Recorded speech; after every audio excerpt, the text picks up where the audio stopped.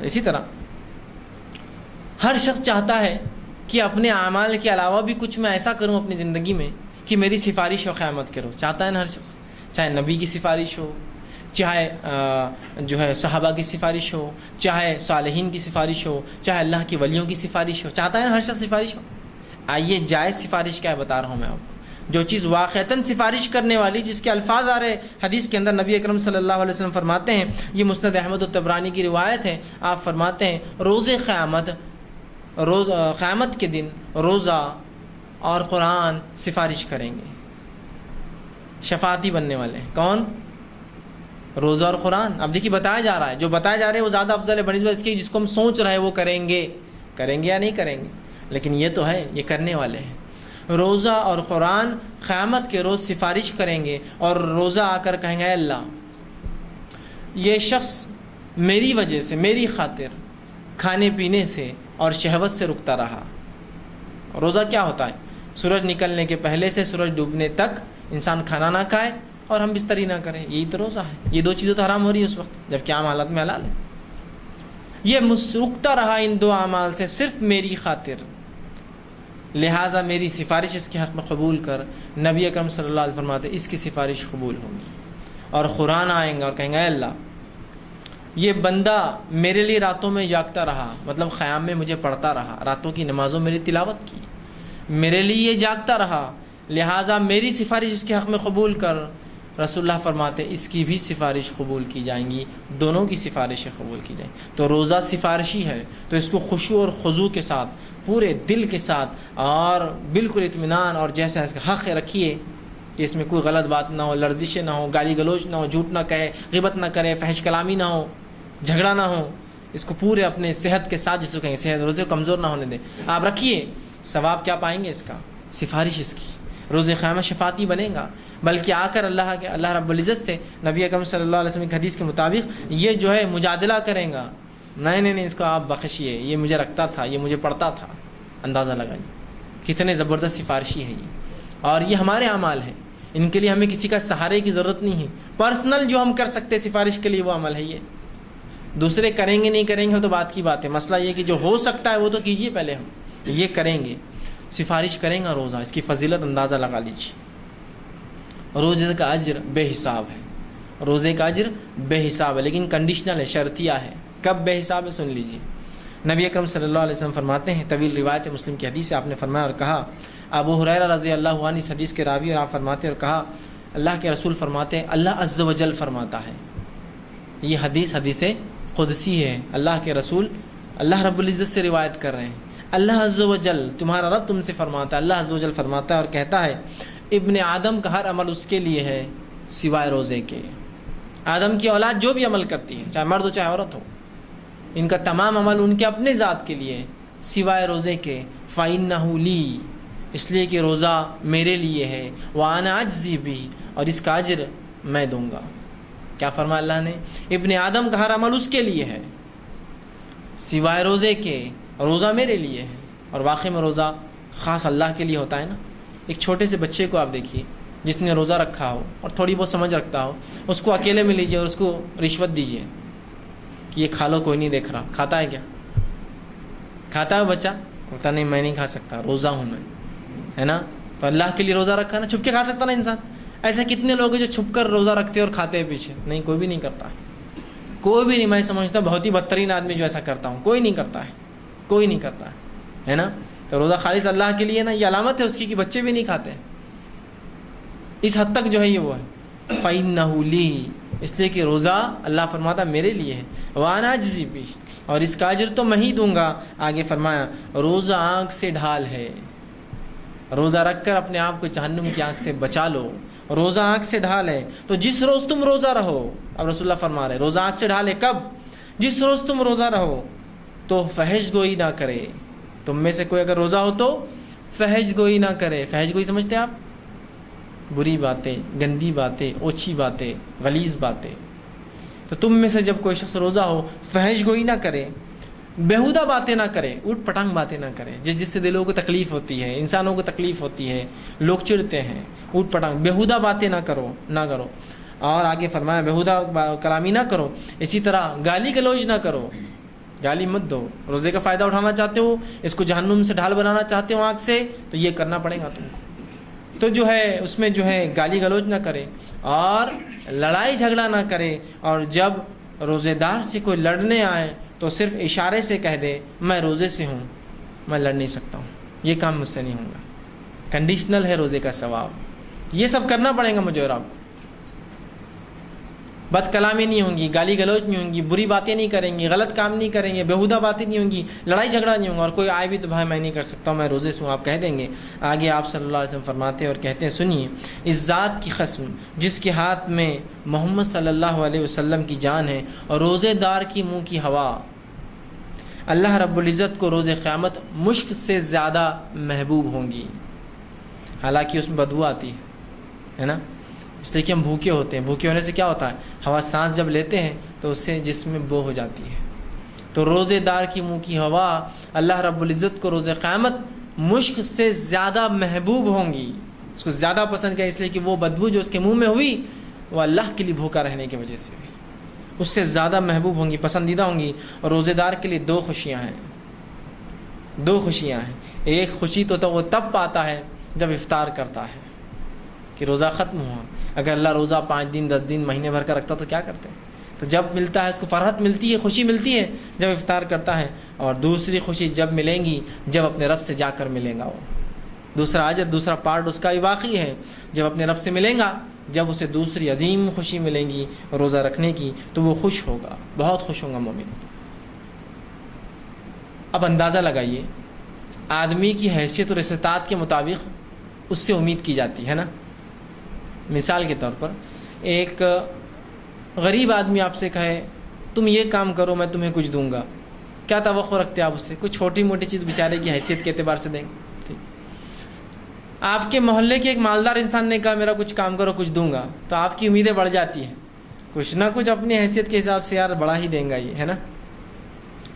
اورنگ آباد شہر کے سب سے مالدار انسان نے کہا میرا ایک کام کرو کچھ دوں گا, امیدیں اور بڑھ جاتی ہے. ارے بھائی اورنگ آباد کا مالدار آدمی ہے, کچھ نہ کچھ تو دیں گا, کروڑ پتی ہے, 1000 پتی ہے, پتہ نہیں کتنا پتی ہے, اتنے پیسے اس کے پاس, اب کچھ نہ کچھ تو دیں گے. دنیا کے سب سے مالدار انسان نے آپ سے کہا میرا ایک کام کرو کچھ دوں گا. او ہو, خواہشات کتنی بڑھ جاتی. ایک کم از کم بڑی گاڑی تو دے دیں گا, کچھ نہ کچھ ایک بڑی خواہش ہوں گی نا. اب اندازہ لگائیے, وہ رب العزت جو کائنات کا رب ہے, تمام دولت مند لوگوں سے اس کے پاس زیادہ دولت ہے, اس کے خزانے کبھی خالی نہیں ہوتے. اس حد تک کہ اللہ کے رسول صلی اللہ علیہ وسلم فرماتے ہیں اول جن سے آخر جن اور اول انس سے آخر انس, پہلے انسان سے آخر انسان, اگر تمام آ کر اللہ رب العزت اپنی خواہشات کو رکھ دیں, یہ ہونا وہ ہونا وہ ہونا سب مل کر, تو بھی اللہ کے خزانے میں سے اتنی بھی کمی نہیں آئیں گی جتنا ایک مچھر کے پر کو پانی لگیں گا یا ڈبا کے, اتنی بھی کمی نہیں آئیں گی. مچھر کا پر دیکھیں نا کتنا چھوٹا سا ہوتا ہے. یہ ایک روایت میں اللہ کے خزانوں میں اتنی بھی کمی نہیں آئیں گی جتنا ایک سمندر کے اندر سوئی ڈبو کر نکالو تو اس کے نوک کے اوپر جتنا پانی آتا ہے اتنی بھی اللہ کے خزانے میں سے کمی نہیں آئیں گی. حالانکہ اول ان سے آخری جن, اول جن سے آخری جن اور اول ان سے آخری انس سب نے مانگ لیا جو مانگنا ہے, تب بھی رب کے خزانے میں سے اتنی بھی کمی نہیں آئی. جب وہ کہہ رہا ہے کہ میں اجر دوں گا, تو کیا امید کرتے ہیں, کیا ایکسپیکٹیشنز لگی ہوئی ہے, کیا خواہشات لگی ہوئی ہے کہ سب سے مالدار انسان اگر دنیا کا کہے تو کیا خواہش ہے, تو اس رب سے کیا خواہش ہے؟ کم از کم کچھ نہیں, سب سے چھوٹی جنت تو مانگ ہی لوں گا. کچھ نہ کوئی اللہ کے پاس کیا ہے, اس کے لیے تو معمولی بات ہے یہ سب چیزیں, ہے نا. تو اندازہ لگائے کیا اجر ہوں گا, اللہ ہی جانتا ہے بھائی, میں نہیں جانتا ہوں, نہ حدیث میں بتایا گیا, نہ اللہ رب العزت نے بتایا, نہ رسول اللہ نے بتایا, لیکن بڑا اجر ہے, چھپا کر رکھا گیا. اس لیے کہ روزہ ایک ایسا عمل ہے جو چھپ کر ہی ہوتا ہے نا. ایک عام انسان جو روزے کی حالت میں مجمع میں آ جائے کو بول سکتا ہے یہ روزے دار ہے؟ بول سکتا ہے کہ نہیں؟ تو تم نے عمل بڑا چھپ کر کیا تو اجر بھی چھپا کے رکھا گیا, تمہارے لیے اسپیشل ملیں گے. نماز دکھ رہی ہے, جا رہا ہے, وضو کر رہا ہے, کھڑا ہے, مسجد میں لوگ دیکھ رہے ہیں. زکوٰۃ دے رہا ہوں تو کم از کم جس کو دے رہا ہوں اس کو پتہ ہے اور اس کے خاندان والوں کو پتہ ہے ہم کو زکوٰۃ دی گئی. حج کر رہا ہوں تو اب تو پوری دنیا کو معلوم ہو جاتا ہے نا, حج کر رہا ہے.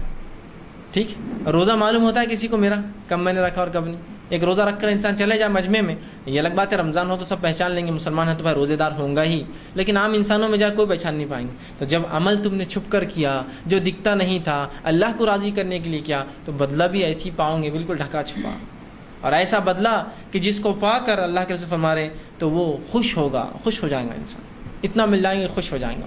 اب اپنے رب سے ہم امید کر سکتے ہیں, کچھ نہ صحیح تو سب سے چھوٹی جنت کی تو کم از کم خواہش اور امید میں کر سکتا ہوں, ہے نا. تو بہت بڑا اجر ہے روزے کا، یاد رکھیں بہت بڑا اجر، لیکن اس کی صحت برابر ہو. جیسے میں نے کہا نا، بیہودہ باتیں نہیں، بد کلامی نہیں، فحش نہیں، گندی چیزیں نہیں، لڑائی جھگڑا کچھ نہیں روزے میں. اور کوئی لڑنے آئے تو کہہ دے میں روزے سے ہوں، میں روزے سے ہوں، بھائی یہ کام نہیں ہو سکتا.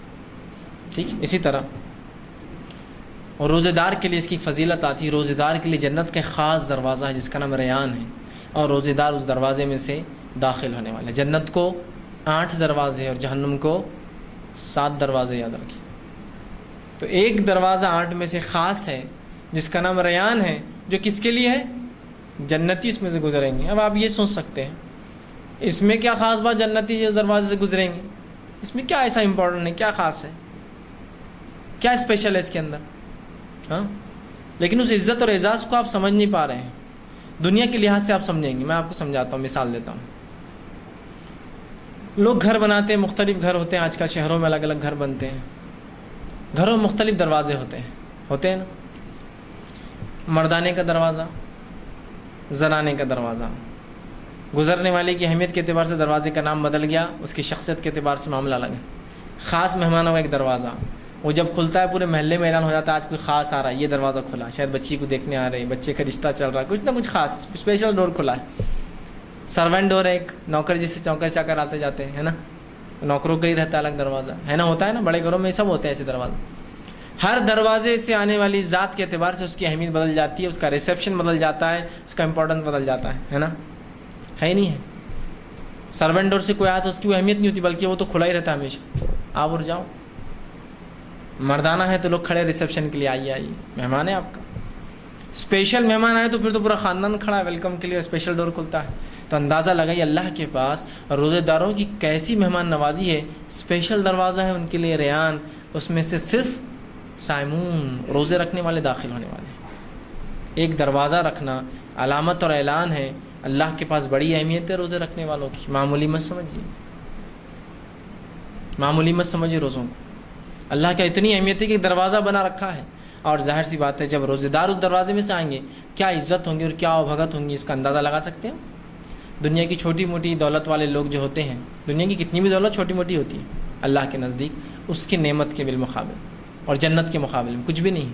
بلکہ جنت دنیا کی تمام مال و دولت جو کچھ کائنات میں ہے ایک جگہ جمع بھی کر لیا جائے تو روز قیامت جو آخرت میں اللہ نے جنت بنائی ہے تو اس کی ایک کمان خریدنے کے برابر بھی پیسہ نہیں ہوگا. اور ایسی کئی کمان ہیں جنت کے اندر. پورا دنیا کا پیسہ ملا لیا جائے تو وہ کمان اتنی قیمتی ہے، ایک کمان کہ اتنا پیسہ نہیں ہوگا دنیا کے اندر پورا ملا لیا جائے. اس لیے کہ جس کے اینٹیں سونے کی ہو اور سونا خالص سونا، ڈپلیکیٹ اور دھوکے باز سونا نہیں، اس میں پیتل ملا ہو، تانبا ملا ہو، اور 22 اور 24 کیرٹ کا 100% گولڈ. اور جس کا گارا رسول اللہ فرماتے ہو نا، گارا سمجھتے ہیں آپ، اینٹ کو لگانے کے لیے جو سیمنٹ اور جو ریتی ہوتی ہے اس کو گارا بولتے ہیں. جس کا گارا ہیرو کا ہو، جس کی مٹی جو ہے زعفران ہو، جس کی مٹی زعفران سمجھتے ہیں نا، میں آپ پہ الزام نہیں دھر رہا ہوں، لیکن زعفران جو ہے ایک خاص پھول ہوتا ہے، اس کے اندر ایک اس کا ایک حصہ ہوتا ہے پھول کا جو بہت قیمتی ہوتا ہے، ٹھیک، بہت مہنگا ہوتا ہے، بہت ہی مہنگا. وہ الگ بات ہے کہ ہمارا زعفرانی رنگ وہ بہت سستا ملتا ہے، بہت قیمتی. اس کی مٹی زعفران ہے. اندازہ لگائیے کیا قیمت رہیں گی، کیا قیمت رہیں گی.